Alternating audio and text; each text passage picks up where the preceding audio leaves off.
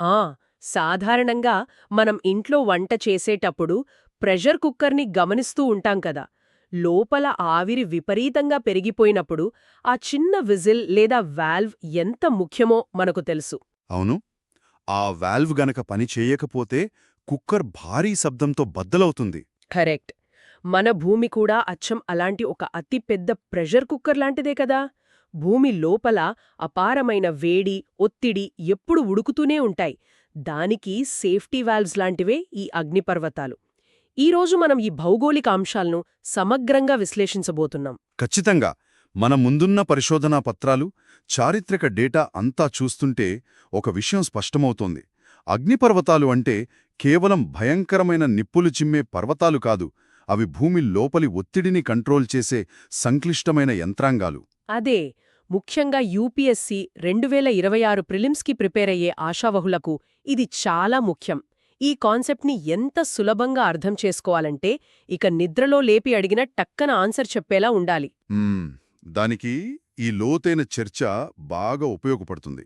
అసలు అగ్నిపర్వతాల పుట్టుక, వాటి వెనుకున్న అసలైన సైన్స్ ఏంటి అనేది ఒక్కసారి డీకోడ్ చేస్తే జీవితంలో ఎప్పటికీ ఆ క్లారిటీ పోదు. సరే, మరి బేసిక్స్తో మొదలు పెడదాం. అసలు అగ్నిపర్వతం అంటే ఏంటి? అంటే గ్రహం పైపొరలో ఉండే ఒక రంధ్రం లేదా పగులు కదా. కానీ ఇవి భూమి మీద ఎక్కడ పడితే అక్కడ ఎందుకు ఏర్పడవు? దానికి ప్రధాన కారణం టెక్టోనిక్ ప్లేట్స్, అంటే భూకంప ఫలకాలు అంటారు కదా.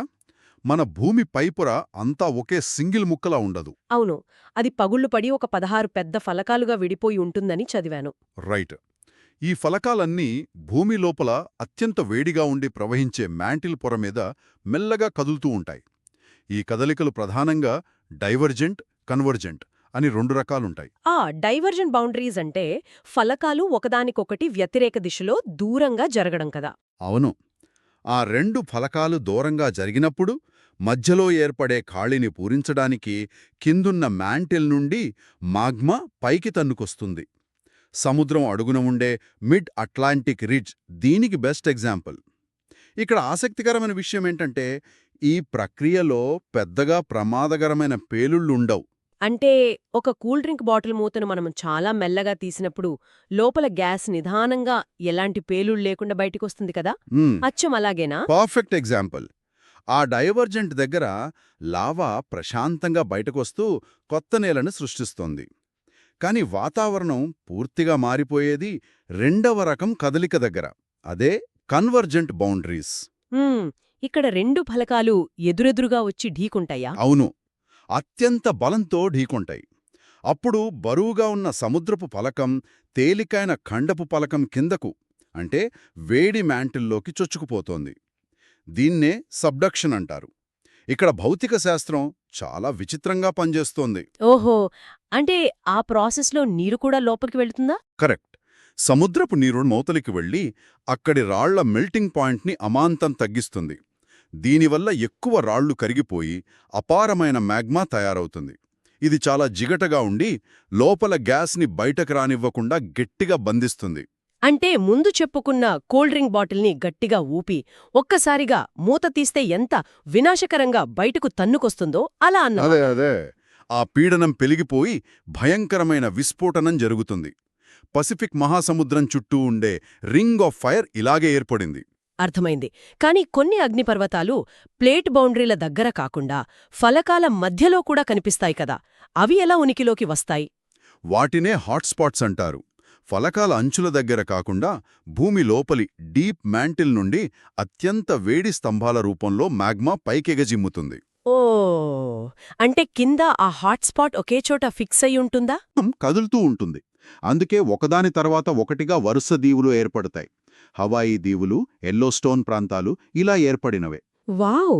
భౌగోళిక శక్తులు వాటిని ఎక్కడ పుట్టిస్తాయో చాలా ఇంట్రెస్టింగ్గా ఉంది. కానీ వాటి ఆకారం సంగతేంటి? అగ్నిపర్వతం అనగానే పైన ఒక రంధ్రముండి కోణాకారంలో ఉండే పర్వతం గుర్తుకొస్తోంది. అన్నీ అలా ఉండవు కదా. ఉండవు. బయటకొచ్చే లావా యొక్క స్వభావం, అది ప్రవహించే విధానం బట్టి వాటి ఆకారం మారుతుంది. ఐస్లాండ్లో చూస్తే ఫిషర్ వెంట్స్ ఉంటాయి. ఇవి పర్వతాల్లా ఉండవు. నేలమీద పొడవాటి పగుళ్ల ద్వారా లావా నెమ్మదిగా ప్రవహిస్తుంది. మరి షీల్డ్ అగ్నిపర్వతాలు అంటే? ఇక్కడ లావా చాలా పల్చగా నీళ్లలా ఉంటుంది. అది బయటకు రాగానే విస్ఫోటనం చెందకుండా చాలా దూరం విశాలంగా విస్తరిస్తుంది. దాంతో అది ఒక పెద్ద యోధుడి డాలు, అదే షీల్డ్ ఆకారంలో ఏర్పడుతుంది. హవాయిలోని అగ్నిపర్వతాలు ఇలాంటివే. ఓకే, పల్చటి లావా వల్ల విశాలమైన ఆకారం వస్తుందన్నమాట. మరి చాలా ఎత్తైన ప్రమాదకరమైన కోన్స్ దేనివల్ల ఏర్పడతాయి? దానికి లావా జిగటదనం కారణం. లావా బాగా జిగటగా ఉంటే ఎక్కువ దూరం ప్రవహించలేదు. ఆ రంధ్రం చుట్టూనే గడ్డగట్టుకుపోయి ఎత్తైన లావా డోమ్స్ లాగా ఏర్పడుతుంది. నేను చదివిన వాటిలో స్ట్రాటోవోల్కానోస్ అనేవి చాలా డేంజరస్ అనుంది. ఇవేనా అవి? అవును, వీటినే కాంపోజిట్ వోల్కానోస్ అని కూడా అంటారు. లావా మరియు బూడిద ఒకదానిపై ఒకటి పొరలు పొరలుగా పేరుకుపోయి ఎత్తైన పర్వతాలుగా మారతాయి. జపాన్లోని మౌంట్ ఫ్యూజీ, ఇటాలీలోని వెజువియస్ ఇవే. వీటిలో సిలికా ఎక్కువగా ఉండటం వల్ల భారీ పేలుళ్లు జరుగుతాయి. ఒక్క నిమిషం, ఇక్కడే నాకొక డౌట్ వచ్చింది. సోర్సెస్లో సూపర్ వోల్కానోస్ గురించి ఉంది. ఇవి ఒక్కసారే 1000 క్యూబిక్ కిలోమీటర్ల పైగా లావాని కక్కుతాయి కదా, ఎలోస్టోన్ లేదా టోబా లాంటివి. కరెక్ట్, అవి విపరీతమైన మ్యాగ్మాను కక్కుతాయి. మరి అవి అంత పెద్ద పేలుళ్లు చేసినప్పుడు వాటి పర్వతాలు కూడా ఆకాశాన్ని తాకేలా ఉండాలి కదా, కాని వాటిని మనం భూమిపైన ఈజీగా ఎందుకు గుర్తించలేం? ఎందుకంటే అవి తమను తాను నాశనం చేసుకుంటాయి. పేలుడు తర్వాత భూమి లోపల ఆ మ్యాగ్మా ఛాంబర్ పూర్తిగా ఖాళీ అయిపోతుంది కదా. అవును. అప్పుడు పైన ఉన్న 100 చదరపు కిలోమీటర్ల నేల ఒక్కసారిగా ఆ ఖాళీలోకి కుప్పగూలిపోతుంది. దాంతో పర్వతానికి బదులు భూమిలో ఒక అతిపెద్ద గుంట లేదా కాలిడేరా ఏర్పడుతుంది. వావ్, నిజంగానా? అంటే ఆ కాలిడేరాలో నీరు చేరి సరస్సులా మారుతుందా? అవును, లేదంటే దట్టమైన అడవుల్లా కప్పబడతాయి. న్యూజిలాండ్లోని లేక్ టోపో ఇలాంటిదే. ఒక ప్రశాంతమైన అడవి కింద ఒక నిద్రిస్తున్న రాక్షసుడు దాగి ఉంటాడన్నమాట. వినడానికే భయంగా ఉంది. అయితే ఈ పేలుడు తీవ్రత అంతా లోపల ఉన్న పదార్థము, ముఖ్యంగా మ్యాగ్మా భౌతిక ధర్మాలపైనే ఆధారపడి ఉందన్నమాట. యూపీఎస్సీ పాయింట్ ఆఫ్ వ్యూలో లావాలో ఉండే సిలికా పాత్ర ఏంటి? ఇది ఎగ్జామ్స్కి చాలా కీలకమైన పాయింట్. బయటకు వచ్చే వాటిలో వాయువులు, లావా, బూడిద ఉంటాయి. వీటన్నిటిలో లావాలో సిలికా 63% కంటే ఎక్కువుంటే దాన్ని ఫెల్సిక్ లావా అంటారు. అది లావాను చాలా జిగటగా చేస్తుంది. ఈ సిలికా కాన్సెప్ట్ ఎప్పటికీ గుర్తుంచుకోవాలంటే ఒక సింపుల్ ఎగ్జాంపుల్తో ఊహించుకోవచ్చు. సిలికా తక్కువ ఉంటే స్టవ్ మీద నీళ్లు మరగపెట్టడం లాంటిది. వేడి చేసినప్పుడు బుడగలు ఈజీగా పైకొచ్చి పగిలిపోతాయి. వాయువు నిల్వదు కాబట్టి ఎలాంటి పేలుడు ఉండదు. ఖచ్చితంగా. అదే సిలికా ఎక్కువ ఉంటే ఒక చిక్కటి ఓట్మీల్ మరగబెట్టడం లాగా అన్నమాట. ఆ చిక్కదనం వల్ల గాలిబుడగలు బయటకు రాలేక లోపలే ఉండిపోయి పెద్దగా పేలుతాయి కదా. ఎంత అద్భుతమైన ఎగ్జాంపుల్! ఎగ్జాక్ట్లీ అదే జరుగుతోంది. ఆ పేలుడు వల్లే పైరోక్లాస్టిక్ ఫ్లోస్ ఏర్పడతాయి. ఇవి 850 డిగ్రీల ఉష్ణోగ్రతతో కొండ వాలులో ప్రవహిస్తూ దారిలో ఉన్నదంతా సెకండ్లలో బూడిద చేస్తాయి. ఇవి లావా కంటే 100 రెట్లు డేంజర్. Mind blowing! మరి సిలికా తక్కువ ఉంటే ఏమంటారు దాన్ని? దాన్ని మాఫిక్ లేదా బసాల్టిక్ లావా అంటారు. ఇది నీళ్లలా ఉంటుంది కాబట్టి విస్ఫోటనాలు ఉండవు. ఇందులో చల్లబడే రేటును బట్టి అఆ, పహోహో అని 2 రకాలుంటాయి. గరుకుగా ఉండేది అఆ, తాడు ఆకారంలో మృదువుగా ఉండేది పహోహో. ఇవి హవాయన్ పదాలు. ఓకే, ఈ లావా జిగటదనం బట్టే ఈ విస్ఫోటనాలను శాస్త్రవేత్తలు వర్గీకరిస్తారు కదా. నేనొక స్కేల్ గురించి చదివాను, VEI స్కేల్ అంటారు కదా. అవును, వాల్కానిక్ ఎక్స్ప్లోజివిటీ ఇండెక్స్. ఇది 0 నుండి 8 వరకు ఉంటుంది. దీని ఆధారంగానే విస్ఫోటనాలకు పేర్లు పెట్టారు. సిలికా తక్కువ ఉంటే హవాయన్ అంటారు. లావా కాస్త జిగటగా ఉంటే స్ట్రాంబోలియన్ అంటారు కదా. ఇవి క్రమం తప్పకుండా చిన్నపాటి పేలుళ్ళు ఇస్తాయి. రైట్. మరింత జిగటగా ఉండి బూడిగను పైకి ఎగజిమ్మితే వల్కానియన్ అంటారు. ఇక పిలియన్ విస్ఫోటనమైతే ఇందాక మనం మాట్లాడుకున్న పైరోక్లాస్టిక్ ఫ్లోస్ని ఇస్తుంది. అన్నింటికంటే భయంకరమైనదేంటి ఇందులో? ప్లినియన్. ఇవి ఆకాశంలోకి 10 కిలోమీటర్ల ఎత్తులో బూడిద స్తంభాలను ఏర్పరుస్తాయి. 79వ సంవత్సరంలో పాంపీ నగరాన్ని నాశనం చేసిన వెసూవియస్ పేలుడు ఇదే రకం. ఇంకో విషయం, లావా బయటకొచ్చేటప్పుడు భూగర్భ జలాలతో కలిస్తే ఏమవుతుంది? నీరు క్షణాల్లో అత్యంత పీడనంతో ఆవిరిగా మారి భారీ పేలుడు సంభవిస్తుంది. దీన్ని ఫ్రియాటో మాగ్మాటిక్ విస్ఫోటనం అంటారు.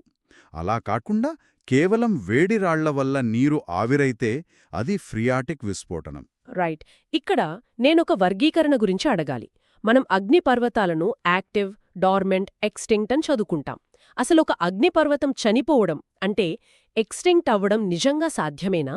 ఇది చాలా తార్కికమైన ప్రశ్న. బయటనుంచి చూసి అది డార్మెంటో ఎక్స్టింక్టో చెప్పడం కష్టం. కింద మ్యాంటిల్ నుండి మ్యాగ్మా సప్లై పూర్తిగా శాశ్వతంగా కట్ అయితేనే అది ఎక్స్టింక్ట్. ఉదాహరణకు హాట్స్పాట్ నుండి దూరంగా వెళ్లిపోయిన హవాయ్ దీవుల చివర ఉన్నవి. మరి డార్మెంట్ అంటే? లోపల మార్పులు జరుగుతున్నా బయటకు కనిపించకపోవడం. కొన్నిసార్లు ఎక్స్టింక్ట్ అనుకున్నవి కూడా అకస్మాత్తుగా బద్దలయ్యాయి.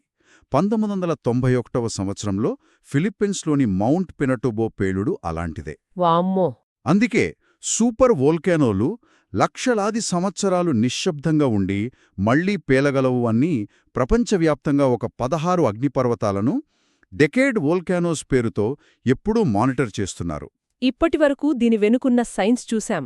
కాని ఈ అగ్నిపర్వతాలు మనుషుల చరిత్రను ఎలా మార్చాయి అంటారు? ఎప్పుడూ వినాశనాన్నే సృష్టించాయా? ప్రధానంగా వినాశనమే. ఆ వెలువడే బూడిద, సల్ఫర్ డయాక్సైడ్ వాతావరణంలోకి వెళ్లి సూర్యరశ్మిని అడ్డుకుంటాయి.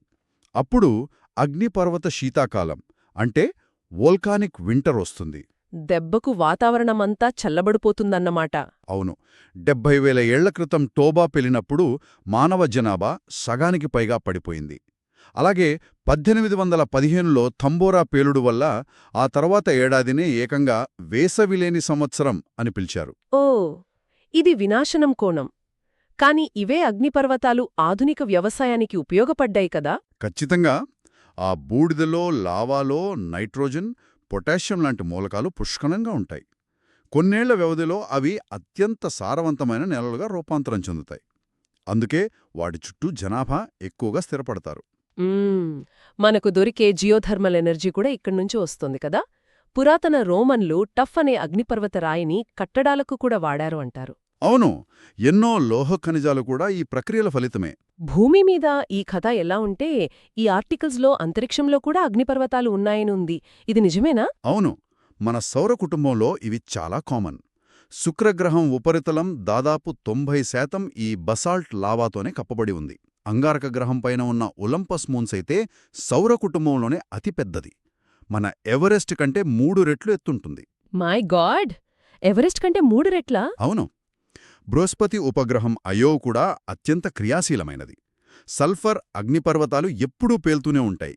కాని వీటన్నిటికంటే ఆశ్చర్యకరమైనది క్రయోవోల్కానిజం. ఒక్క నిమిషం. క్రయోవోల్కానిజం అంటే మంచు అగ్నిపర్వతాలు కదా? ఇది వినడానికి చాలా విరుద్ధంగా ఉంది. అగ్నిపర్వతమంటేనే రాళ్లు కరిగే వేడి. మరి ఒక అగ్నిపర్వతం నిప్పులకు బదులు మంచుని కక్కటమేంటి? అసలు ఎలా సాధ్యమిది?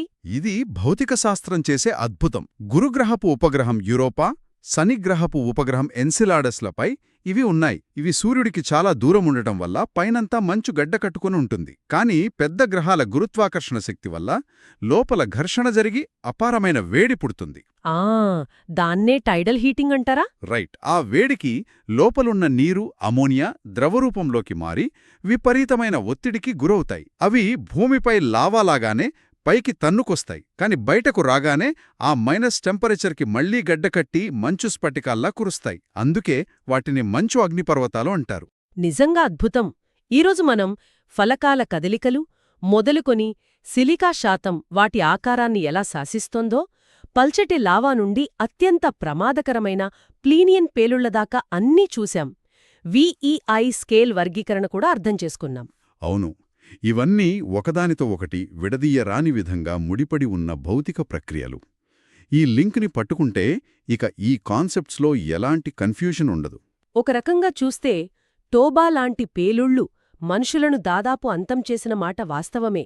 కాని ఇవే అగ్నిపర్వతాలు లేకపోతే భూమి లోపలి వేడి పెరిగిపోయి ఈ గ్రహం ఎప్పుడో బద్దలయ్యేది. అవును. ఇవి వాతావరణంలోకి కీలకమైన గ్యాసులను విడుదల చేసి భూమిమీద జీవానికి అవసరమైన కార్బన్ చక్రాన్ని సమతుల్యం చేస్తాయి. ఇవి కేవలం నాశనం చేసే రాక్షసులు కావు, భూమిపైన ప్రాణాల్ని నిలబెట్టే అంతిమ సృష్టికర్తలు. ఎంత అద్భుతమైన ముగింపు! ఈ విశాలమైన కోణంలో మనం ఈ భౌగోళిక అద్భుతాలను అర్థం చేసుకోవాలి. సరే, మరో ఆసక్తికరమైన సమగ్ర చర్చతో మళ్ళీ కలుద్దాం.